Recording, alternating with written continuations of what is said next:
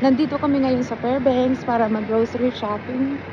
Pero pupunta muna kami dito sa REI para maghanap ng sapatos. We've heard na merong sale dito na sapatos. So we'll see. Dito yung REI. Nag-aantay yung mga tao mag-open kasi may sale sila dito ngayon. So nandito na kami sa loob. So nandun yung mga sapatos. Walang some more Hoka shoes dito. There you go. Ang comfortable kasi ng shoes na to at very good para sa aking paa na merong plantar fasciitis. Okay, ito yata yung kukunin ko. Work shoes. Tapos yung isa pang gala. And then, kukunin ko din to. Ang ganda din. Ito sa clearance sale. Ito siya. Yeah, I like the colors. I like the colors. Check out mo kami.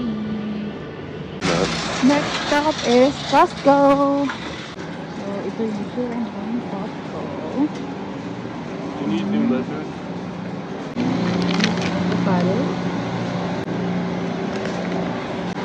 Next is mangga. Yan. $9 na mangga.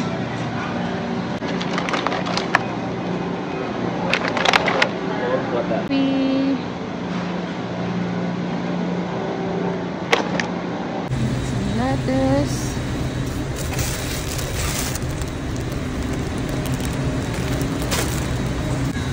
Okay.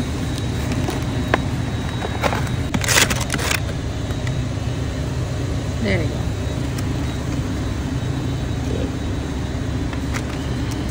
Tingnan nyo, ang daming toilet paper.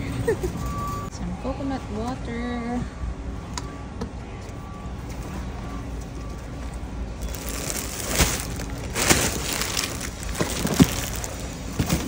Next, kaya tayo ng orange juice.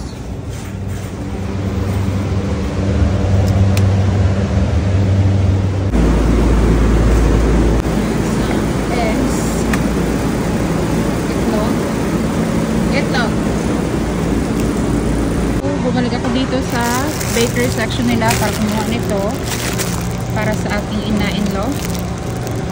At tingnan nyo yung presyo ng mga karne dito. Yan yung beef.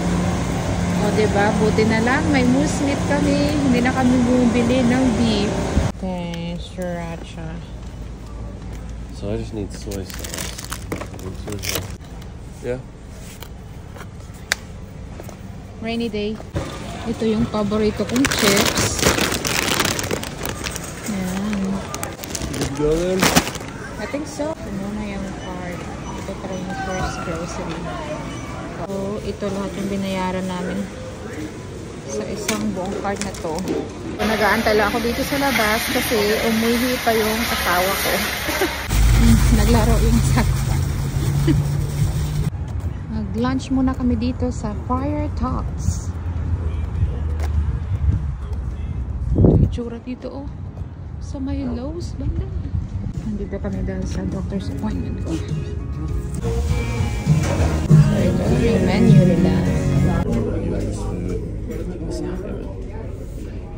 I'm gonna have Caesar salad as a side. For some reason I'm craving for salad. Show them how you eat your bread.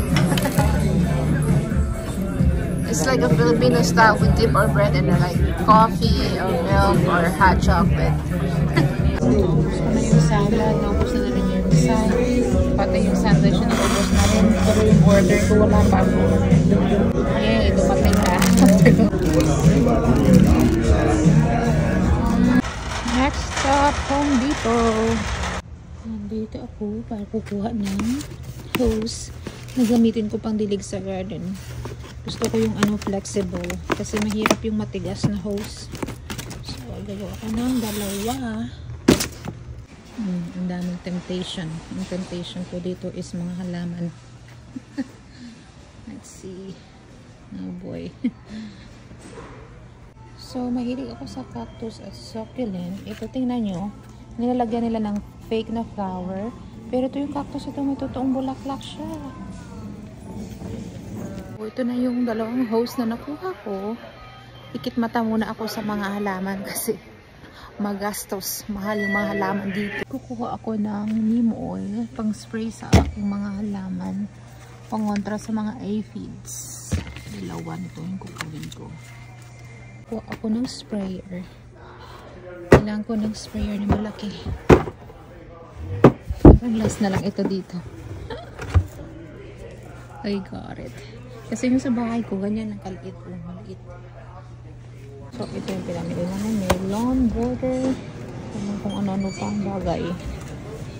Next stop is Lowe's. Hindi na ako sasama sa asawa ko kasi madali lang naman dun siya. May kunin din siya na isang bagay. Next stop, pasok tayo sa Asian Food Market. Isa sa mga Asian store na pinupuntahan ko. Mostly Filipino food dito kasi Filipino yung may-ari.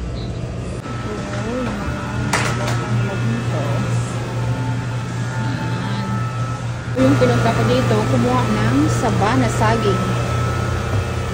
Pang banana cube. Ano ko? Dalawa. Tatlo. Apat. Anong bangus? Pero ang liit. Ano, baby bangus. Dalawang maliit na bangus. Isang belly at isang tilapia. Tayo ng mga gulay.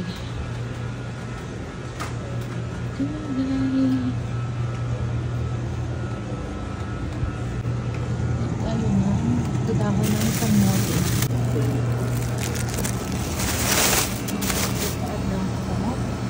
Ako ng walis ting-ting.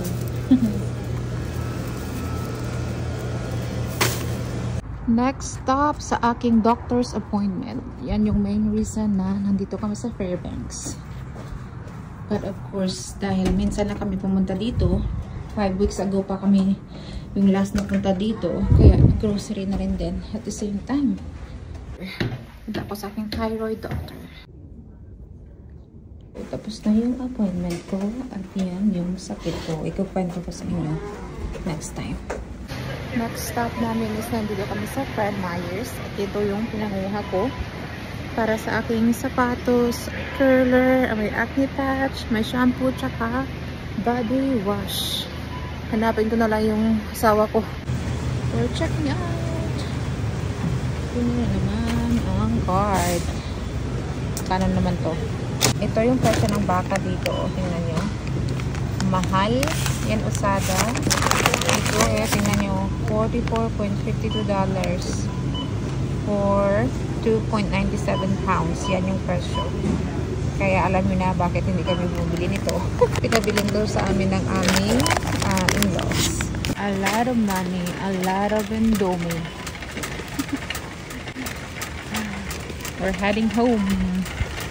May nakita ako ditong magandang bulaklak. Hindi ko alam kung anong pangalan nito. Tignan nyo. Dito lang tumutubo sa labas ng Fred Meyers. Oh. Ang ganda. Ano kayang bulaklak to? Gusto ko meron ako ganito sa bahay. Akala ko uwi na kami. Nagstopay pa dito yung asawa ko sa North Coast para bumiling ng isang material para sa kapatid niya na hindi niya nakuha nung pumunta siya sa Lowe's kanina. Uwi na kami ng Delta. 4 PM na dito. Mga 2 hours ang drive galing Fairbanks to Delta. So, mga 6 o'clock na kami makakauwi.